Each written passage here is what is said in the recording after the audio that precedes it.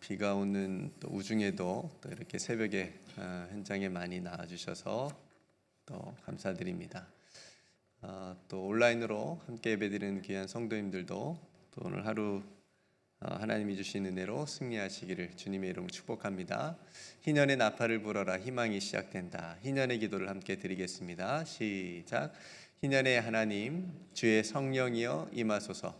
가난한 이들에게 복음을 전하고 포로된 이들에게 자유를 선포하며 눈먼 이들을 회복시키고 억눌린 이들을 자유롭게 하는데 우리를 희년의 도구로 사용하소서. 예수 그리스도의 이름으로 기도드립니다. 아멘.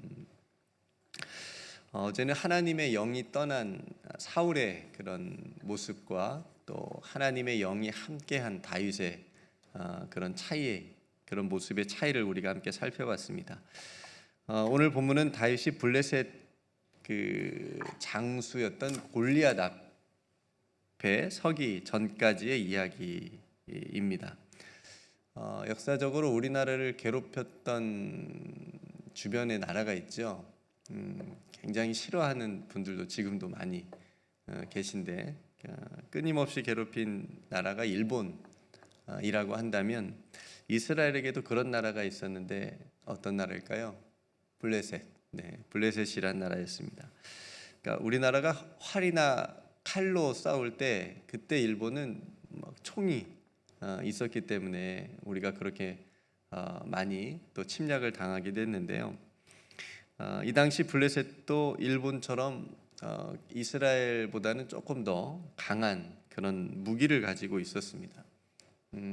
그래서 그 상징이 이제 골리앗이라고 우리가 볼 수가 있는 거죠. 굉장히 강해 보이지 않습니까? 그러니까 오늘 본문도 그런 이스라엘과 블레셋이 대치 중인 상황에서 전쟁터에서 일어난 일입니다. 이 전쟁에 지금 이새의 그러니까 다윗의 아버지이죠. 이새의 장성한 세 아들, 그러니까 엘리압부터 해가지고 셋째까지 이 전쟁에 지금 참여를 했습니다. 다윗은 아직 어려서 아버지를 옆에서 돕고 있었고요. 아들들이 걱정이 돼서 아버지 이새가 이제 다윗을 심부름을 시켜서 자기 아들들이 잘 살아 있나 지내고 있나 이렇게 이제 살펴보고 오라고 말합니다. 그렇게 다윗이 전쟁터에 오게 된 거예요. 근데 마침 골리앗이 이스라엘 백성들에게 막 하는 말을 듣게 된 거예요. 그러니까 굉장히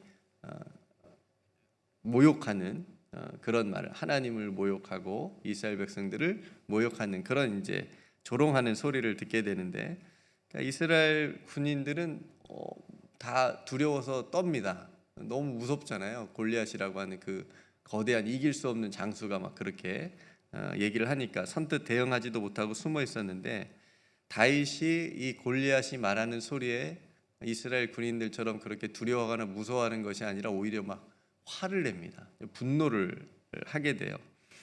이제 그런 다윗을 큰형인 엘리압이 혼을 막 냅니다. 우리가 읽은 본문 위쪽에 있는 내용이에요. 혼을 내서 다윗이 내가 저 골리앗과 싸우겠다 이렇게 얘기를 하는 거거든요. 그런 용기가 있다는 말을 듣고 사울 왕이 다윗을 이제 부르는 거예요. 와 봐라. 왕 입장에서는 골리앗과 싸우겠다는 사람이 있으니까 얼마나 기특해요. 감사하죠. 근데 사울 왕이 다윗을 보니까 얘는 싸울 만한 애가 아니야. 말립니다. 너는 어려. 너는 아직 소년이다. 쟤는 어려서부터 용사야. 어려서부터 고도로 훈련을 받은 전쟁에 특화된, 그리고 싸움 전투 경력도 굉장히 많은 용사야. 군인이야. 장수야. 너하고는 게임이 안 돼. 라고 이렇게 얘기를 하는 거죠. 그러니까 몸으로 봤을 때는 혹시 여러분 마이크 타이슨이라고 그 권투 선수 아시나요?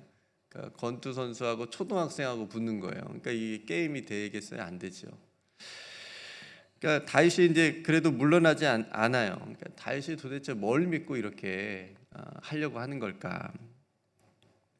37절에 보니까 하나님께서 자신과 함께 하신 경험을 다윗이 얘기를 해요. 자신을 사자와 곰의 발톱에서 건져내신 하나님께서 이 블레셋 사람 골리앗의 손에서도 건져주실 거라고 하는 그런 고백을 하는 거예요. 그러니까 다윗의 용기와 그런 믿음에 감동이 되었는지 사울 왕이 이제 다윗을 전투에 내보내려고 합니다. 그러니까 조금이라도 도움이 되라고 자신의 갑옷도 주고 무기도 챙겨주는데 다윗도 처음에는 입고 가보려고 그랬어요. 근데 이제 입고 걸어보니까 이게 안 되는 거예요. 너무 커서 익숙하지 않으니까 벗고 이제 그냥 가거든요. 다윗에게는 맞지 않았습니다. 그래서 손에 막대기를 가지고 매끄러운 돌 5개를 골라서 이제 골리앗 앞에 나아가는 그런 장면이 오늘 본문입니다. 여러분, 너무나도 유명한 전투의 시작이죠. 다윗과 골리앗이라고 하는 이 너무나도 유명한, 다 알고 있는 이 전투의 시작입니다. 이 싸움을 우리가 어떻게 이해해야 될까? 정말 세상적인 눈으로 보면 사울이 말하는 것처럼 아예 게임이 안 됩니다. 이거는, 그렇죠? 성경은 이 다윗과 골리앗의 전투를 통해서 과연 우리에게 뭘 말해주고 싶은 걸까요? 분명 이 싸움은 단순히 어린 청소년하고 세계 챔피언, 당시 세계 이 전투로 하면 세계 챔피언의 싸움을 말하는 것이 아니죠. 하나님을 믿는 사람과 그렇지 않은 사람, 믿음과 불신의 싸움, 하나님의 이름과 인간의 힘, 진짜 권세와 가짜 권세의 대결을 보여주고 있는 거예요. 그래서 오늘 이야기의 핵심은 하나님의 사람은 세상의 무기를 가지고 싸우는 게 아니고 믿음으로 싸운다입니다. 하나님의 사람. 그러니까 사울이 다윗에게 준 그 갑옷과 투구와 같은 무기를 필요치 않은 거예요. 그래서 그러니까 이 세상은 돈으로 싸우는 사람도 있고 명예로 싸우는 사람도 있고 이 세상에 있는 것으로 싸우면서 사는 사람들이 대부분 많고, 하나님의 사람들은 믿음으로 싸우는 거다. 그러니까 돈이나 뭐 이런 세상에 있는 것들은 우리가 살아가는 도구로 쓰는 것이지, 도구로, 그것이 세상을 이길 수 있는 무기가 되지는 못한다. 세상을 이기는 것은 우리의 믿음이다 라고 하는 것이죠. 그래서 이 앞에서 말씀드리지만 체급도 다르고 무기도 다르고 게임이 되지 않는 이 싸움을 하나님을 믿는 믿음의 문제를 우리에게 보여주고 있다라고 하는 것을 우리가 알 수가 있습니다. 앞에서 말씀드린 대로 다윗은 믿는 구석이 있었어요. 믿는 구석. 여러분, 믿는 구석이 있다는 것이 얼마나 든든한지 아십니까? 여러분 다 하나씩 있으신가요? 뭐 돈이 많은 사람들은 돈이 믿는 구석이 될 수도 있어요. 어린 자녀들은 누가 믿는 구석일까요? 뭐가? 부모님이겠죠. 부모님이. 그러니까 예전에도 한번 말씀드린 적이 있는데, 놀이터에서 아기들이, 그 유치원생들이 둘이 이렇게 막 실랑이를 벌이고 있는데 어떤 하나 힘이 좀 더 약해 보이는 한 아이가 이렇게 좀 이렇게 기세가 기울었다가 갑자기 애가 막 힘이 막 세져가지고 그 아이를 막 이렇게 하는 거예요. 왜 그런가 봤더니 뒤에 아빠 와 있어. 그러니까 아빠를 보는 순간 막 얘가 힘이 막 나는 거예요. 믿는 구석이 이제 왔으니까 그런 거예요.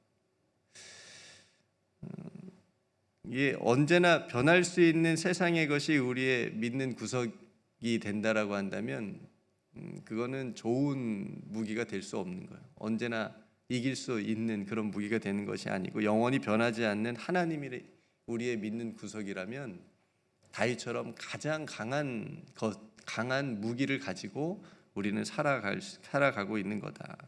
그러니까 다윗은 지금 과거에 자신을 지켜주신 하나님이 지금 현재에도, 그리고 이제 내일 살펴볼 텐데 골리앗하고 싸울 때에도 함께 하신다라는 믿음으로 지금 나아가고 있는 겁니다. 이런 사람을 누가 이겨요? 이 믿음으로 사는 사람을 어떻게 감당합니까? 그렇죠? 아무리 골리앗이라도, 아무리 힘이 센 사람이라도 다윗을 이기지 못하는 거죠. 그걸 지금 오늘 이 이야기에서 우리에게 보여주고 싶었던 겁니다. 여러분, 우리들의 삶도 날마다 이런 전쟁터입니다. 전쟁을 항상 준비하면서 우리는 살아가요. 전쟁터에서 살아가고 있습니다. 매일매일이 영적인 전쟁터입니다. 믿음의 싸움이에요. 순간순간이 믿음의 싸움을 우리가 살아가고 있습니다. 우리는 어떤 무기를 들어야 될까? 어떤 무기를 가지고 있을까? 다윗의 막대기와 돌멩이처럼 하나님을 믿는 우리의 일상의 말씀과 기도의 그 믿음을 무기를 가지고 또 하나님께서 우리와 함께 하신다는 그 믿음을 가지고 우리가 이 전쟁터에서 여러분 준비하고 또 나아가실 수 있기를 주님의 이름으로 축복합니다. 다윗이 이스라엘 모든 군대가 떨고 있을 때, 숨어 있을 때, 두려워하고 있을 때 홀로 믿음으로 골리앗 앞에 나아가는 모습입니다. 우리 예수님의 모습도 마찬가지입니다. 온 인류를 구원하시기 위해서 홀로 십자가를 지고 하나님을 의지하는 믿음으로 가시는 그런 모습을 동일하게 우리에게 보여주십니다. 다윗이 믿음으로 골리앗을 이긴 것, 아직 이기진 않았지만 이제 이기려고 준비하는 것처럼 예수님께서도 십자가에서 죄와 사망을 이기셨다라고 하는 것을 볼 수가 있습니다. 예수님께서도 하나님께서 자신과 함께 하심을 믿으셨고 예수님도 날마다 기도하셨잖아요. 새벽 미명에 일어나서 하나님께 습관을 따라 기도하시는 그런 모습을 우리가 기억할 수 있습니다. 여러분, 오늘 또 세상이 입혀주는 사울의 갑옷이 아니라 하나님을 경험하고 하나님이 나와 함께 하셨다, 그리고 지금도 하신다, 앞으로 하실 것이다 라고 하는 이 믿음을 가지고 오늘 하루 승리하시는 저와 여러분들이 되기를 주님의 이름으로 축복합니다. 우리 일상의 골리앗과 같은 도저히 내가 이길 수 없을 것 같다라고 하는 그런 문제가 눈앞에 있을 때 오늘 이 다윗을 기억하실 수 있기를 간절히 소망합니다. 하나님이 함께 하신다는 믿음, 그리고 오늘 일상에서 이제 곧 있으면 셈바가 또 시작되는데요, 하나님의 말씀을 늘 묵상하고 또 하나님께 기도하는 이 영적인 무기를 가지고 오늘 또 골리앗이라는 이 세상에서 다윗처럼 승리하는 저와 여러분들이 되시기를 주님의 이름으로 축복합니다. 함께 기도하겠습니다. 아버지 하나님, 오늘 또 우리 앞에는 너무나도 강해 보이고 커 보이고 또 두려워하게 하고 또 무섭기까지 하는 이 골리앗 같은 큰 문제들이 우리 앞에 서 있습니다. 사람의 눈에는 한없이 약해 보이고 아무런 힘도 없어 보이고 무력해 보이는 다윗처럼 우리들도 때로는 연약하고 작지만 하나님을 의지하는 믿음으로, 하나님께서 함께 하신다는 믿음으로 나아가게 하여 주옵소서.